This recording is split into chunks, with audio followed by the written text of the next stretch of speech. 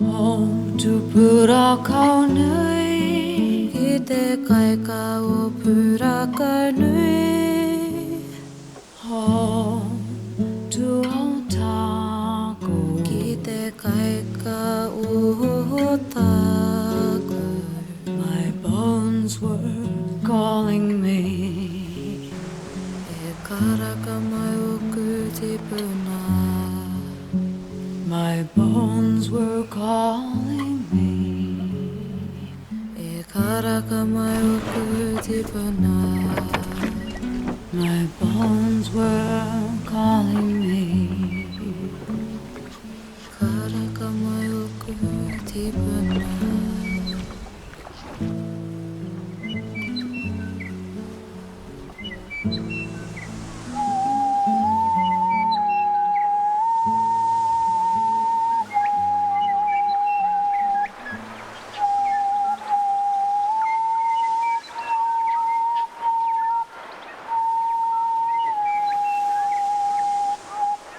So, Nikki's great-grandfather, Peter Mart, was he a great-grandfather? He was my grandmother's grandfather, so how do you say that? Great-great. Yeah, Peter great-grandfather. Mart is here.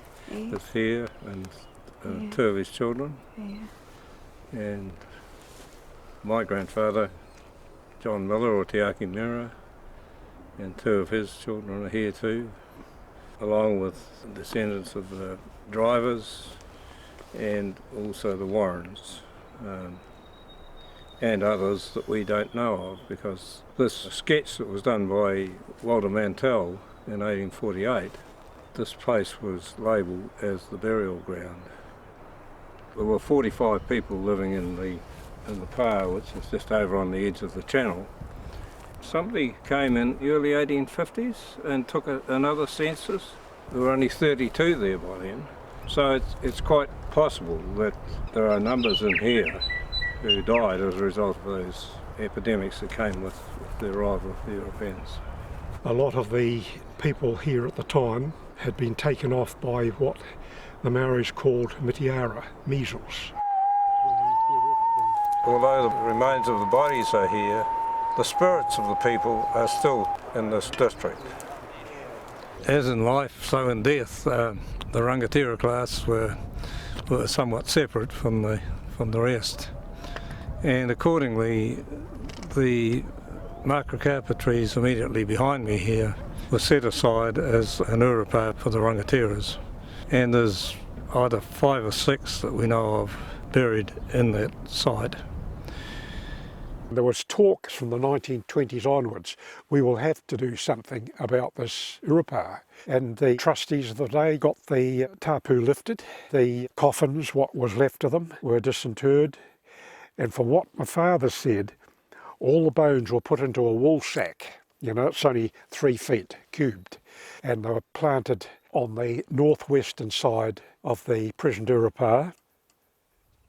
We do know there were large numbers of people living here permanently around these beaches with good shelter, forests, good access to trade routes, easy access to the beaches, plentiful supplies of birds and fish. I think of the bird life as the real original tangata whenua of this place. In the wonderful mythology of the Polynesians, Takaroa was responsible for the care of the oceans, and I think of the estuarine areas as being the lungs of Takaroa. And when the tides flow in, the lungs expand, and likewise when they flow out, the lungs deflate. And by that process, Takaroa provides food and care for all the creatures that inhabit the estuarine areas. And consequently, these are areas where people can harvest birds and shellfish and fish.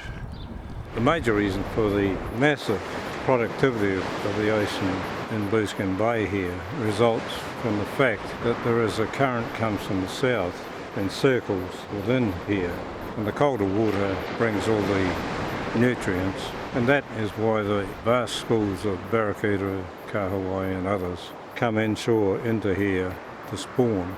And that is the reason why people came here to the various beach sites to harvest those resources. This place, Pūrākaunui, is where the Maori connections came into our family. This well-known story of Toitu and Driver, and their oldest daughter Mariah was born in a cave either here or just over the headland.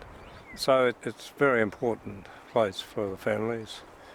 At the time of the 1817 affray, there were a number of chiefs here which are closely related to our family.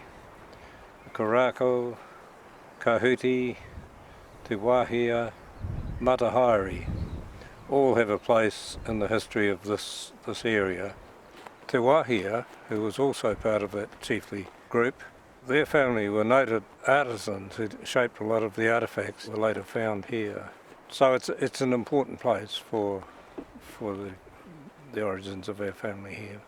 Whānui is famous in archaeology, famous as a place rich in punamu, greenstone, and notably for haitiki. This tiki was probably originally manufactured out of a large tuki. A lot of the large tukis were chopped up and cut up for tikis for the curio trade.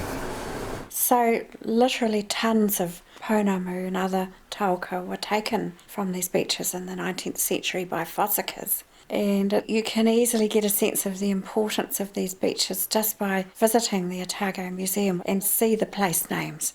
You see the prominence of these beaches and places and the treasures there which have been gathered up. But back in the 19th century, that gathering and fossicking was a bit of a sport and there was just no respect. Really, that was a bit upsetting to our people. We weren't happy about it. There were burial places disturbed, and things were getting a bit tense over these issues.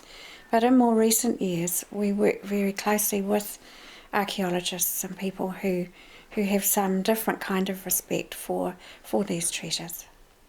We know now the significance of this area in terms of archaeology, and some of the work that's been done over many years by people like Ethel Anderson, Jill Hamel and Ian Barber, who've all worked very closely with us, just working through their research and discovery of what this place was like in earlier times. One of my very earliest memories is hearing stories of that first contact between the two cultures and first arrival of Pākehā on these beaches and the connection with our own people. Whānui is a small beach just west of the entrance to Otago Harbour. In 1815, a man called William Tucker went and settled there, and he kept goats and sheep, and he had a Maori wife, and he fostered a trade in making haitiki out of old greenstone punamu adzes, and these were made over with iron tools, and they were sold to a European market. That was between 1815 and 1817, a remarkable innovation. Tucker, born in 1784 in Portsmouth, was a shoplifter, and in 1798 he was sentenced to death, and that was later transmuted to becoming a convict to New South Wales. And he was there in Sydney, and he finished his term in 1805, and he went sealing. And he came on this coast in 1809 and 1810 on some islands off the coast of Dunedin here. And in his toings and froings, he stole a preserved Maori head, probably down in Fovo Strait. And it was later revealed he inaugurated the retail trade in them.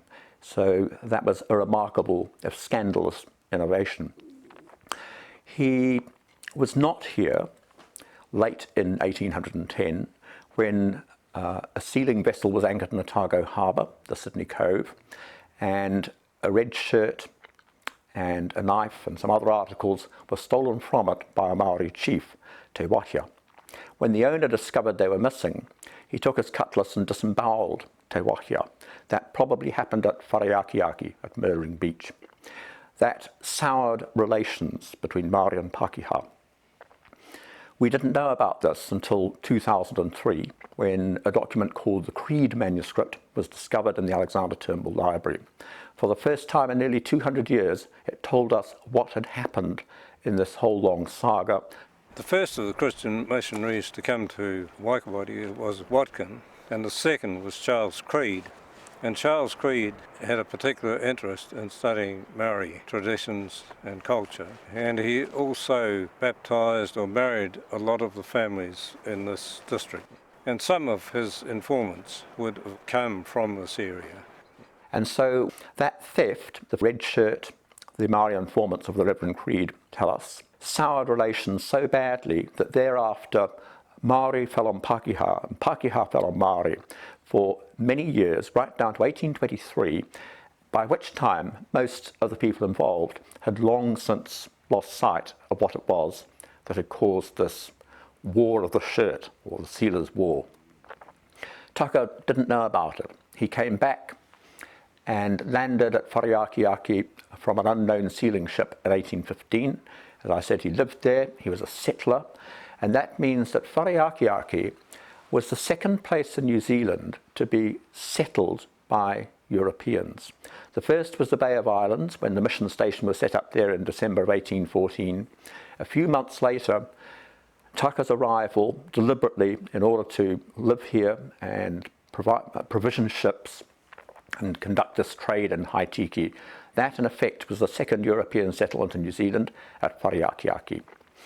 He was there in 1815, he was there for some time. He went away, he was in Hobart, he came back with more people to settle on a ship called the Sophia, Captain James Kelly.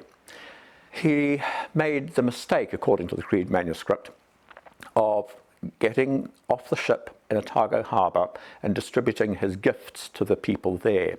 The people from Whariakiaki wanted to be ferried across to take part in that first distribution, but they were not. And so when Taka and Kelly, the captain of the Sophia, did a couple of days later go around to Whariakiaki, the chief at Whariakiaki, Te Haere, was not in a good mood. As a consequence, he called on his men to fall upon the sealers who had come round in an open boat without firearms on the advice of Taka, and as a consequence 3 of them were killed. One of them, William Taka, knocked on the head in the surf, and in the words of a European newspaper report, torn limb from limb by the savages. And the Creed manuscript also confirms that he and the other 2 men were there eaten. Now, they then followed further mayhem, because Kelly went back and took a revenge on the wrong Maori on the Otago harbour. And then there was still further mayhem way over on in Fiordland some years later that went on for several years. A peace was concluded in 1823, and that ended the Sealers' War. By the end of it, 74 people had died, 43 of whom were Pākehā, by which I mean non-Maori.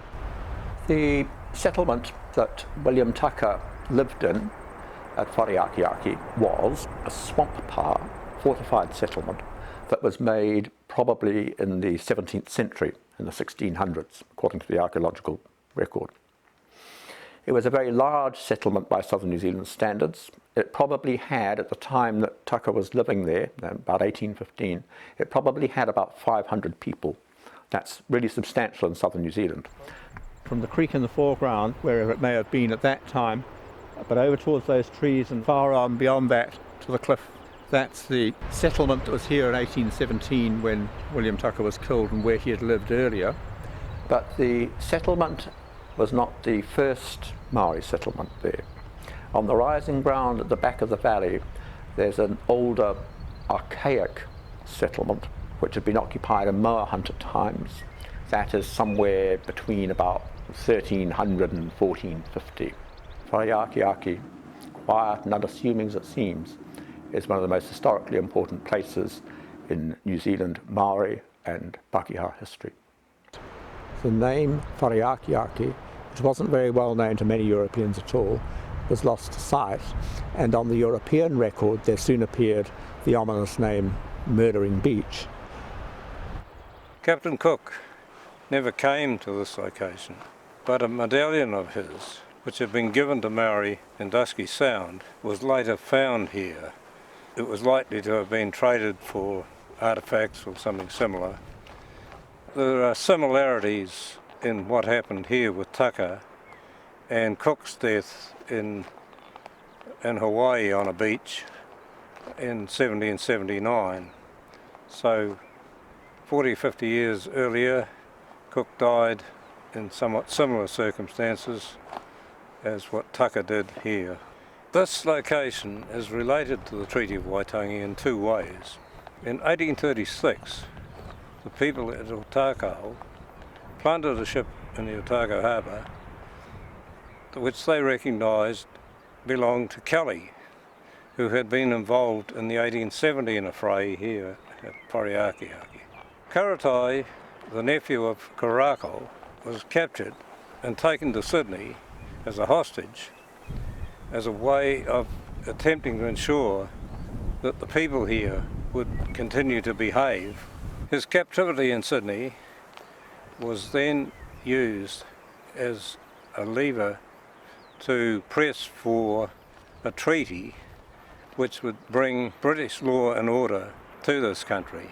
Then the chief Karatai signed the Treaty of Waitangi at Otago in June 1840.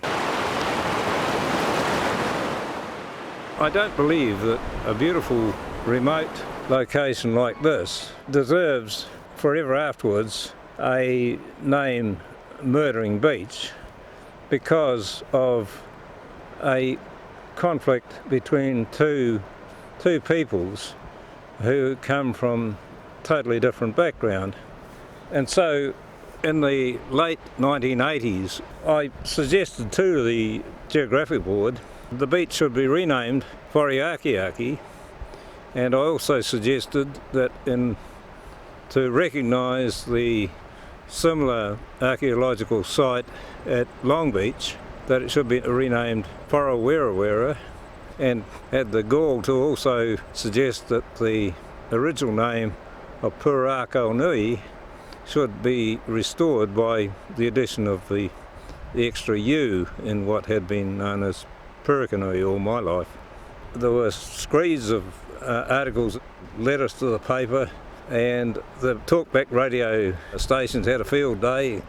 The Geographic Board did recommend that the name Pūrākaunui be restored, but the matter took some time and became part of the Ngāi Tahu claim process, and eventually was restored. They approved the name also of Pūrākaunui and the ocean beach only as Whanau. So despite all the uproar in the meantime, I was very, very satisfied with that outcome. The beaches are still connected by the Maori tracks, which in those former times were the important infrastructure links between the communities along this coast. When the surveyors came here to lay off the district, on the first Crown Grants maps, the Maori tracks were indicated by dotted lines. Those tracks were still used probably right up until the 1880s, until bridle tracks were made.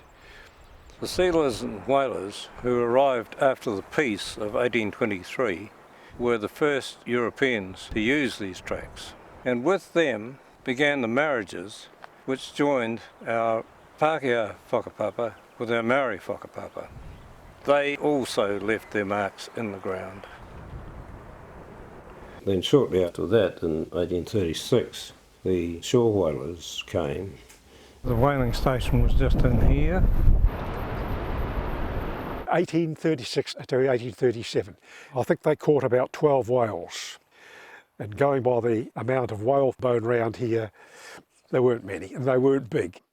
The station itself was evidently set up behind the first row of sand dunes because at high water, the water from the inlet used to trickle up between the sandhills, and you could only get a whale over the bar at high water, not at low water.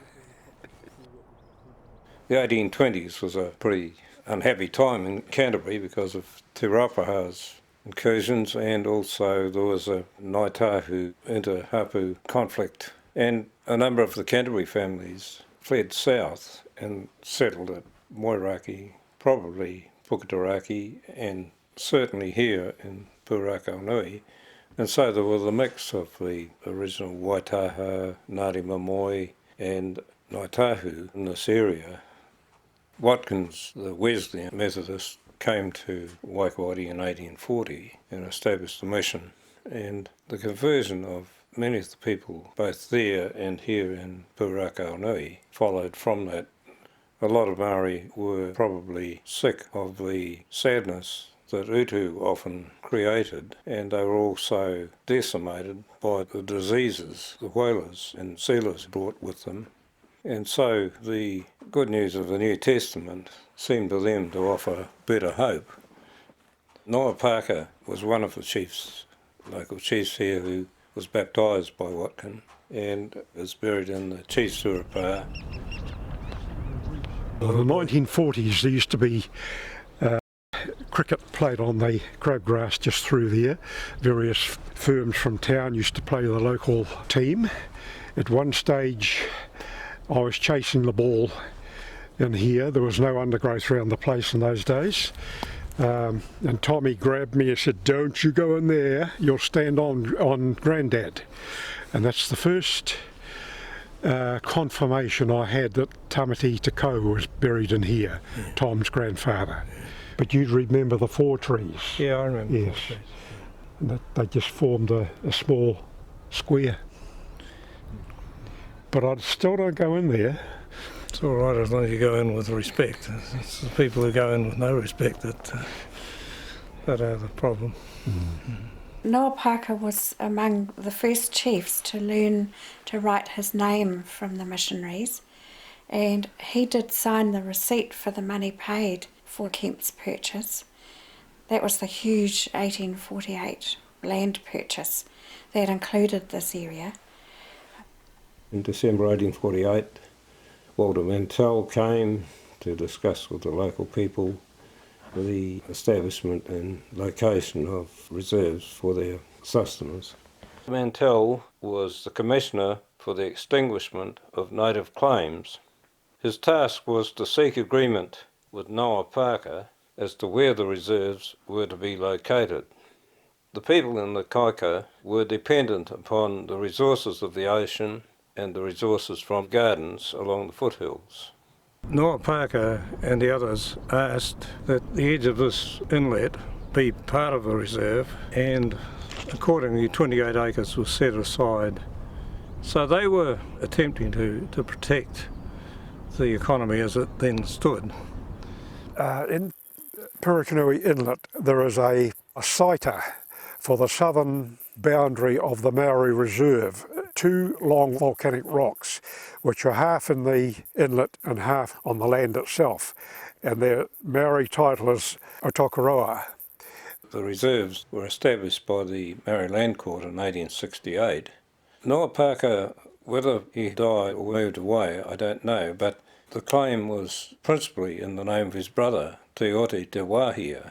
So Noa Parker and his brother were very significant in the establishment of the reserves at that time. They were created as communally owned land, and the 5 trustees were Te Aki Mira, John Paroki Driver, Ricky Tutai, Tamati Tikau and Haere.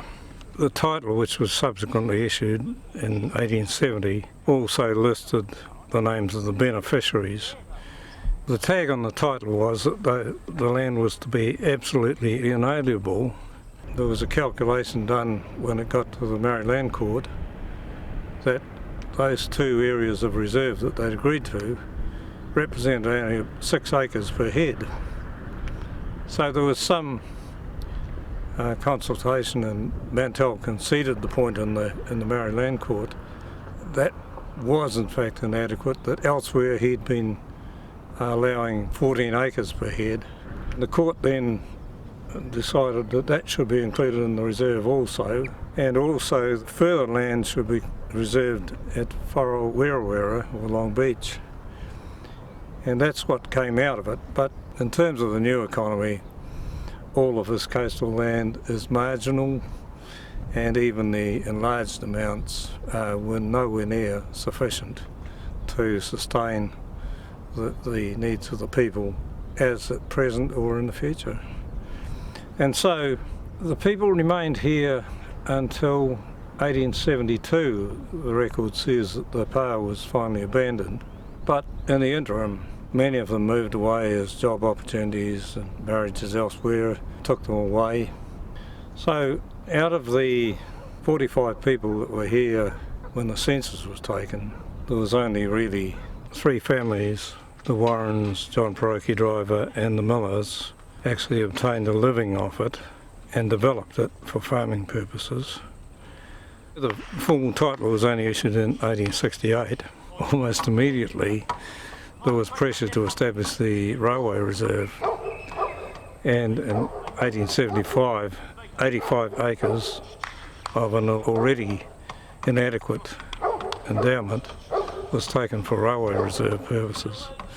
And that further divided the usefulness of the place, because the railway reserve runs right through the middle of these sections here.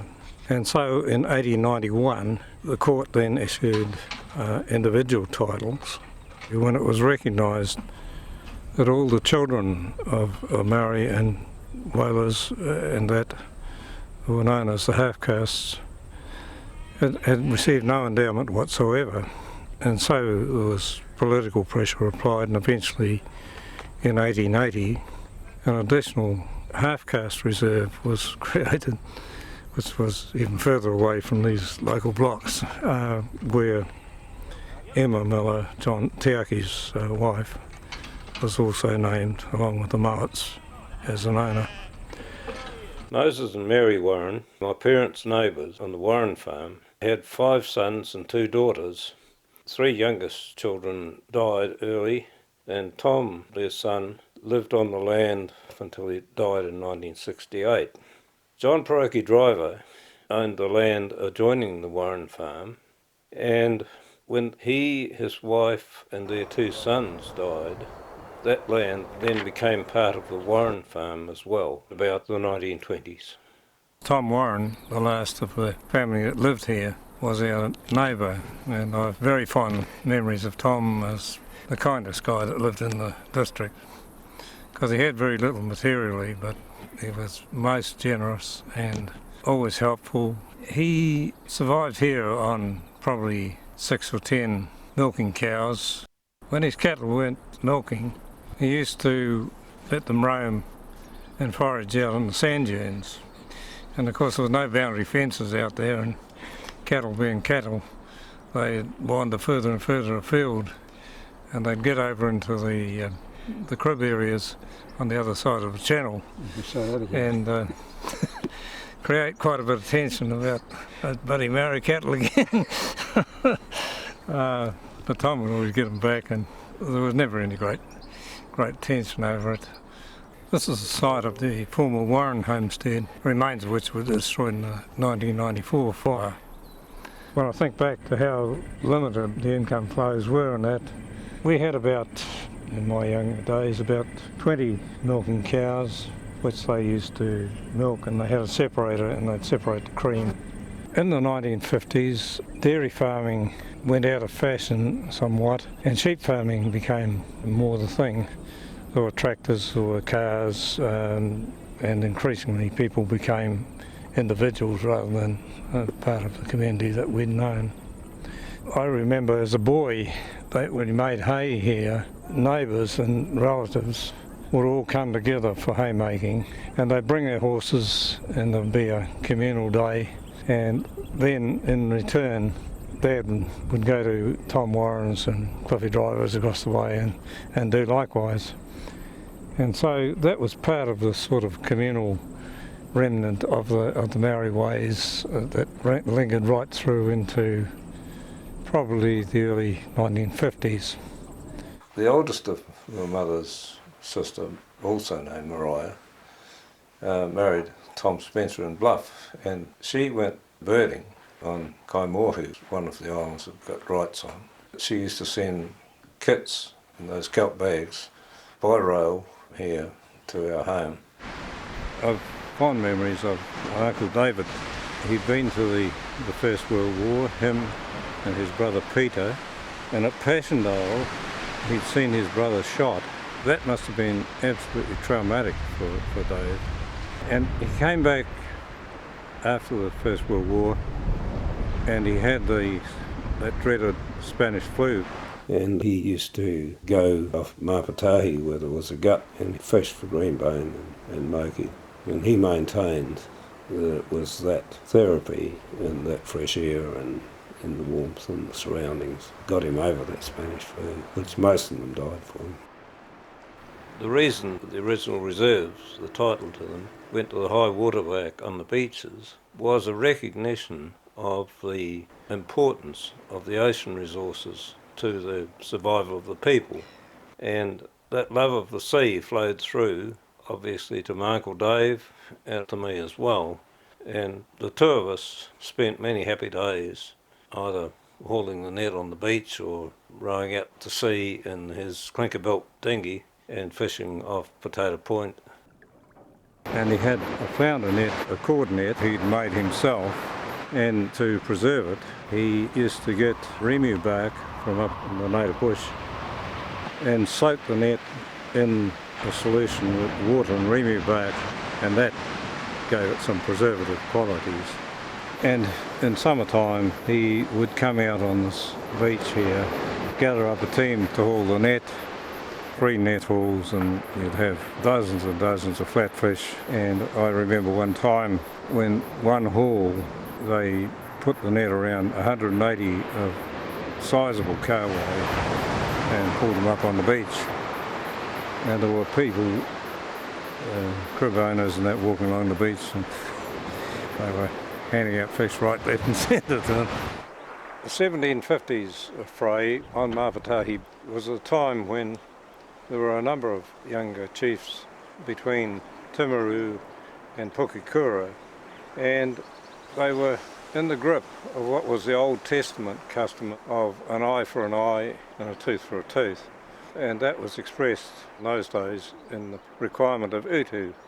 Or a child died at Pukekura, and then utu was demanded, and there were killings here, and then subsequent conflict, which led to Taoka coming south one wild winter's night and finding this headland unguarded, and his party getting in there and massacring supposedly all but one person. So that was a time of tragedy.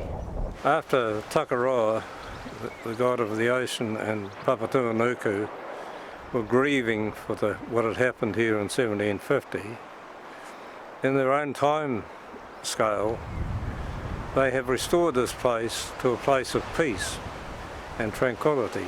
And as part of that process, there's been an area of 37 hectares of accretion created out to where the beach now is, which we regard as a gift of Tangaroa, and that accretion was able to be claimed by the incorporation through the Waitangi tribunal process.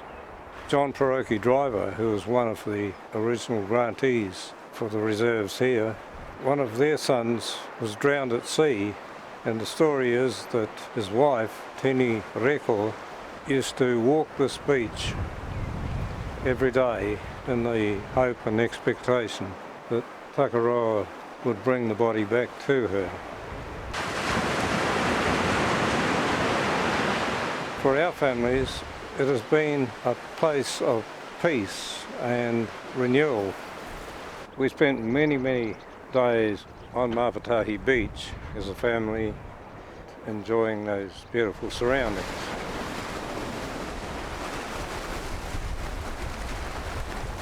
In 1967, the Maori Affairs Amendment Act was passed, and this empowered the Crown agencies, the Maori Trustee and the Maori Land Court, to determine what they considered was uneconomic interests, and having done so, to vest those interests in the Maori Trustee, who was then empowered to sell them. 2 sections were transferred to European title, which had the effect of further dividing up the continuity of the reserves. And the Maori Trustee got his eyes on the sand dune areas and wrote to the few owners that he had addresses for and said that he knew of an adjoining farmer who was interested, and having been brought up here on the reserve and having an identity with it, that's when I got involved in it. And so we convened a meeting of what owners we could, with the proposal that the land instead be incorporated. And so in 1973 we received the orders for incorporation. We also realised as soon as we were formed, the problem of cash flow to retain the block was going to be a major item. And so we were lucky that we've had a couple of good young people who've leased the farm areas, and although they're not economic in their own right, these young people have really looked after them. The only productive use we could see at that time for the sand dune areas was afforestation. At that time you were eligible for forestry encouragement grants. We qualified for one of those, and families of owners came out in winter time and we started planting, and there's some good memories of those. The winter after that was very wet, so what the rabbits didn't eat, they were drowned in the furrows that had been created. Anyway, there was rabbit control imposed, and the following winter we replanted the losses. And the trees were growing well until 1994, when an out-of-control fire was started up on top of the cliffs over there, swept down and swept through them. And so we then had to start again. In the Second World War time, my uncle George Miller had a railway house at the Pūrākaunui railway station, and the pattern was that he and Tom Warren and Dad, they'd all get along there on the weekends. They'd get a keg of beer out, and George had a piano, and they'd all get round there singing Vera Lynn songs. It'll be a lovely day tomorrow. So the cribs at the Gums, the weekend parties moved to there after the 1950s, and they decided it would be a good idea to have a piano. So they put it on the sledge here, took it down the hill along to our place and up to one of the cribs, and it lived out its life up there.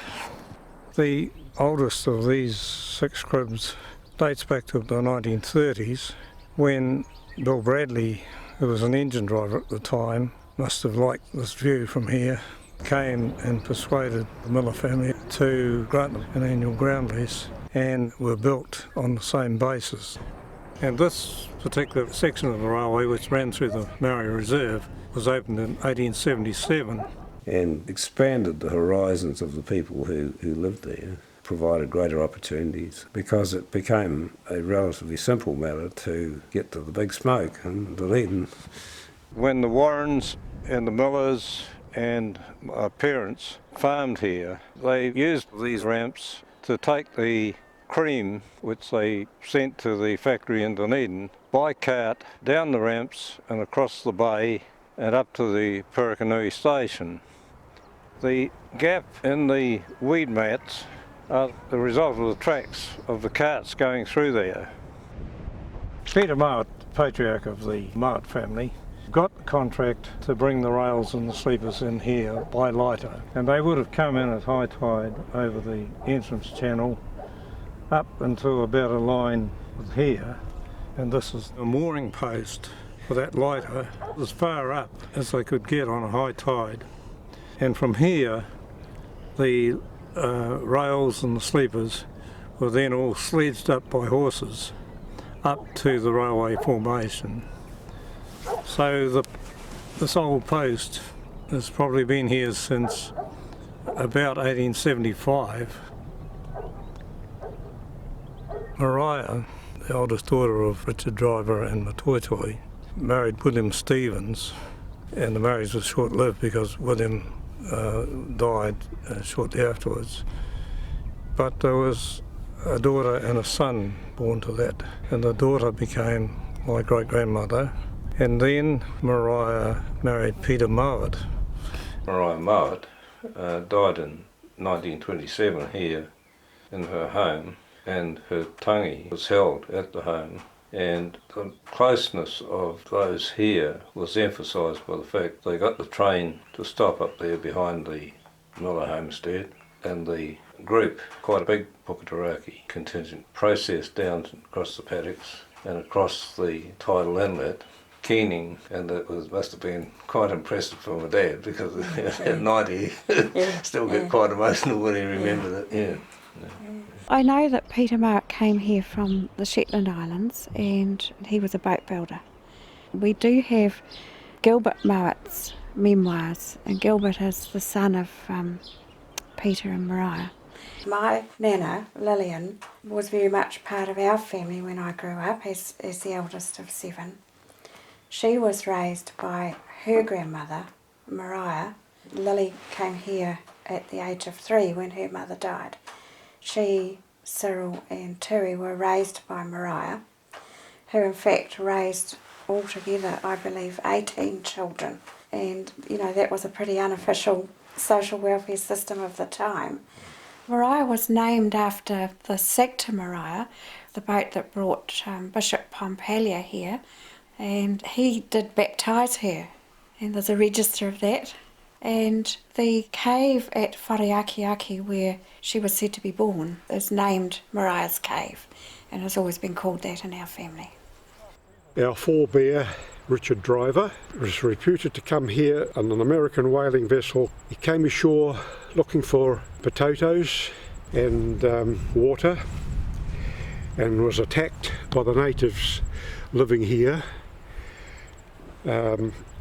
All but 2 of the boat's crew, including himself, were killed, and his life was spared by the chief's daughter putting her korowai round him and claiming him as her own.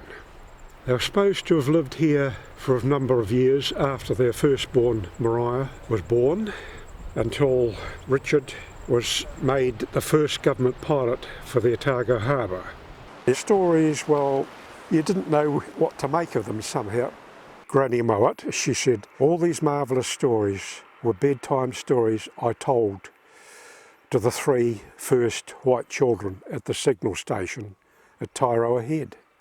There is no written record of killings at that late time, and by that time Weller's station was well established over there. There were a lot of Pākehā in this area, and if there had been killings, then I think that would have found its way into the written record. I have difficulty in believing this was Mariah's Cave. It's very difficult to now envisage what this immediate seashore area was like in 1838, because this whole coastline is in a stage of significant geological uplift. So it's quite likely that the beach was much further back. Some of the records say that Driver had a garden on top of the adjoining headland, and there was a spring there. Well, there's a spring up on top of Pūrākaunui, but there's nothing similar over here in Pilot Point. So that, to me, all leads to the conclusion that it was most likely that the cave wasn't here, but rather it was on the other side of the headland. 20 odd years ago, one of John's cousins mentioned the fact that, have you ever tried Kaikai's beach? The only cave I knew at Kaikai's was what we call Lewis's Cave, which is well known and well back up on the beach.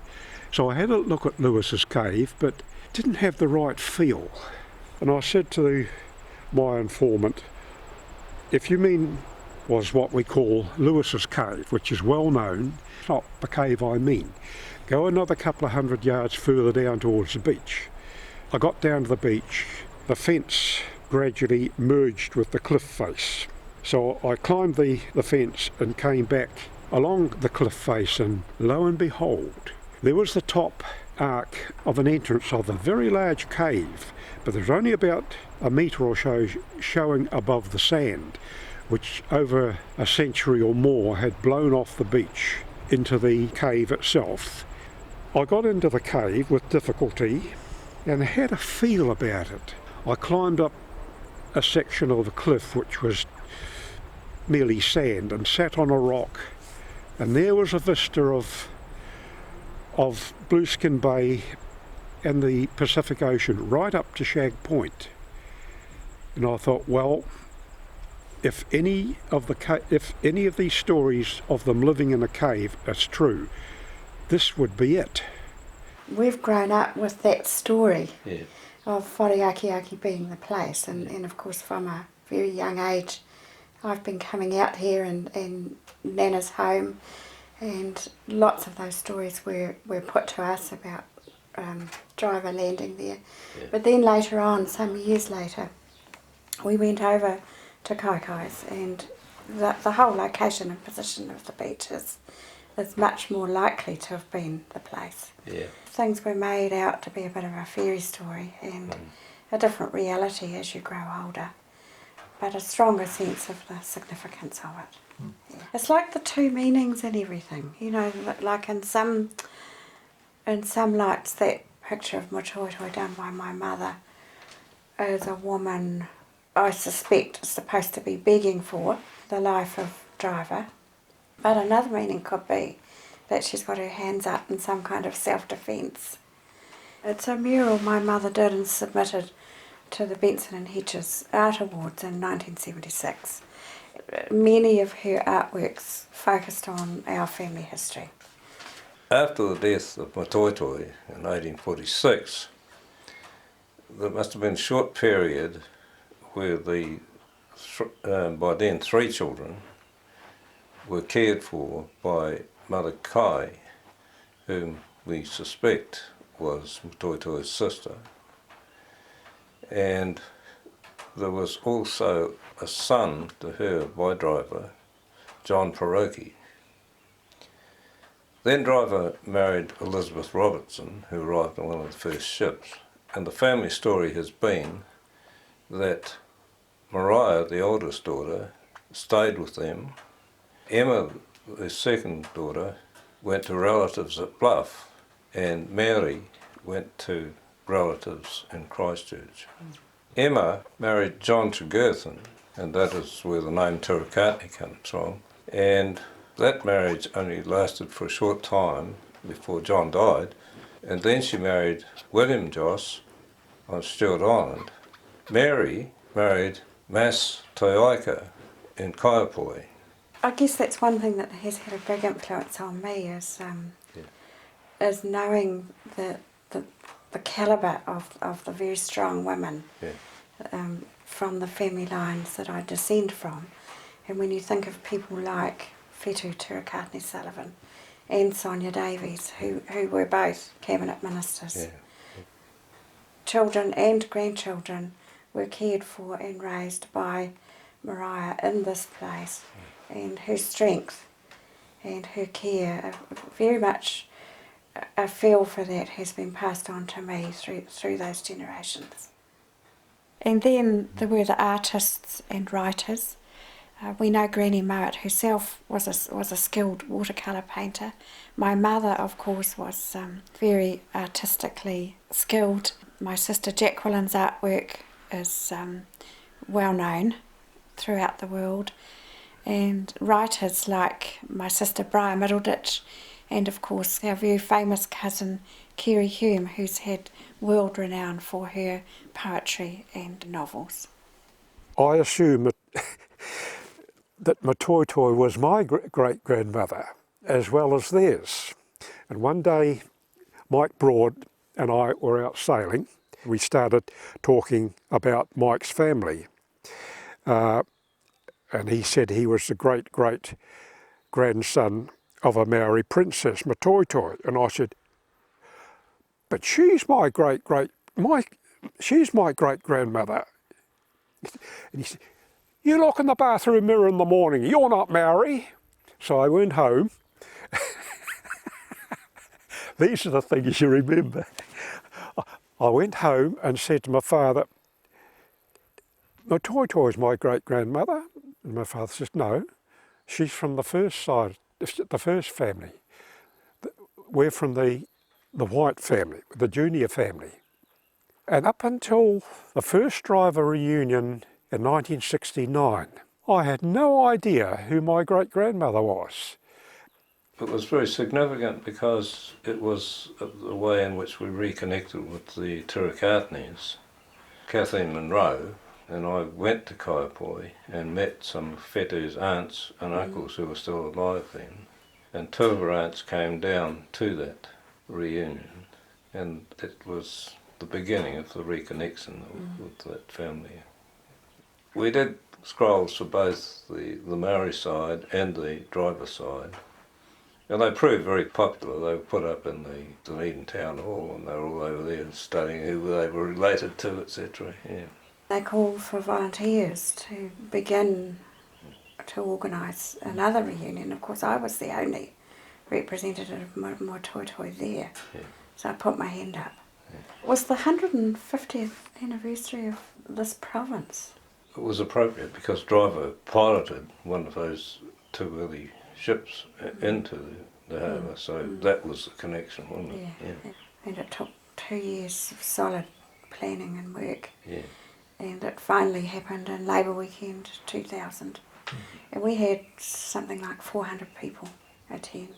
Of course, the larger numbers were the driver people, and many of the descendants of Granny Mowat and Peter Mowat would never have had ever the experience of going on to a marae. You know, reading Gilbert Mowat's memoirs, he talks about my mother's people as if they're some other place, some other connection, like as if that Maoridom thing has got absolutely nothing to do with him.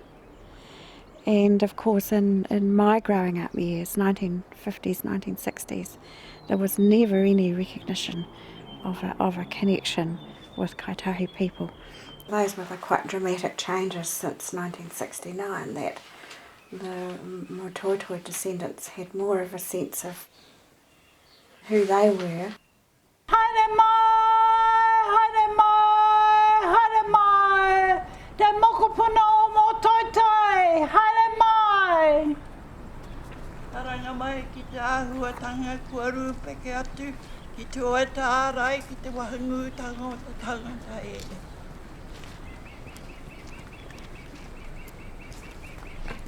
Nā mai, haere mai, ki te whakapapa o te motoitoi. Haere mai, ki te kaupapa o te wā. Haere mai. Ranga mai ki mātou te whānau, ngā uri o motoitoi. Koe ke mai nei ki runga Huirapa, ki tēnei rangi ātaha wai.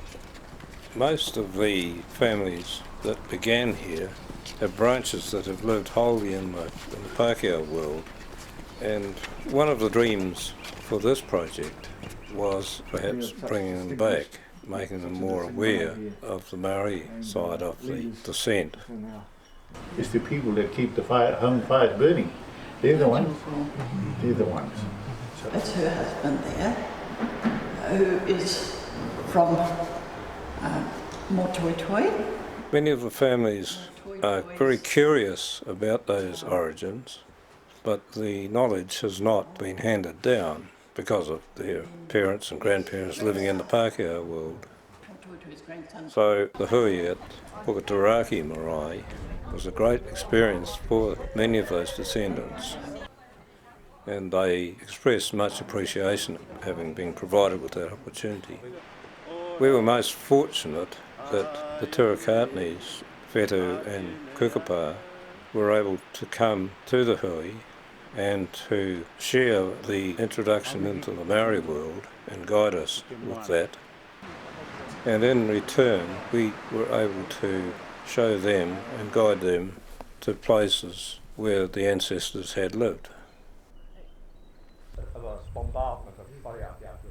For a lot of people, once they come over the Mihiwaka Range and they spot the inlet and Long Beach and Kai and Murdering Beach, they say all their worries and their sorrows just fall off them. It's like entering a magic land. It's something I've come to in all my holiday time and spare time, and now I'm here. There's a sense of being at home, but there's also a sense of responsibility that goes with that. Well, that's the same thing with me with the incorporation. It was those childhood years and young adulthood that I spent here that instilled in me the love of this place and the identity of the Ahika thing. Yeah. Sort of had a feeling lately that Mariah, who was born in the cave and became Mariah Stevens and then Mariah Mowat, so we're both descended from her, that she was born there 168 years ago. Her spirit may be gathering the family back together again.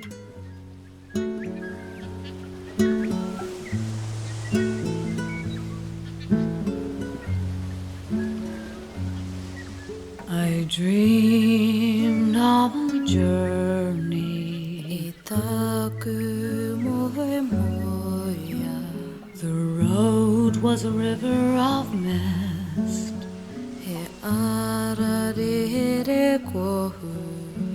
The rocks were encrusted with crystal.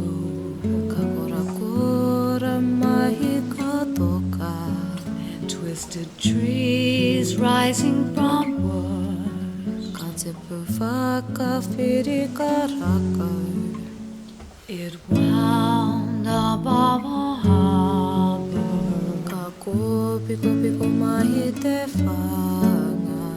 It wound above the sea.